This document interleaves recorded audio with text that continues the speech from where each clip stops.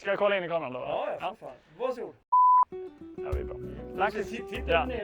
Hi guys, my name is Hjalmar Klyver and I'm the head of performance at Lucky Sports cycling team. And this is our bike for the 2026 season.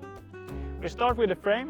It's a S-late frame set with a good balance of aerodynamics in the front and lightweight in the back. We're also running specialized components in the case of the handlebar, the rapid handlebar, and the stem from Specialized. And finally, we have the saddle. It's a power saddle from Specialized. Most of the guys are running a 38 cm handlebar with longer than 120 mm stem to optimize the aerodynamics of the bike.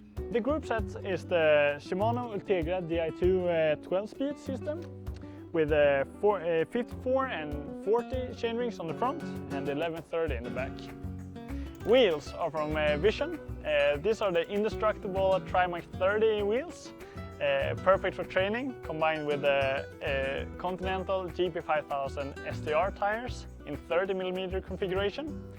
But for racing, we will have the Vision Metron 37, 45 or 60 mm, depending on the race course and the weather situation. But what is the most important tool on the bike? The power meter, that's right.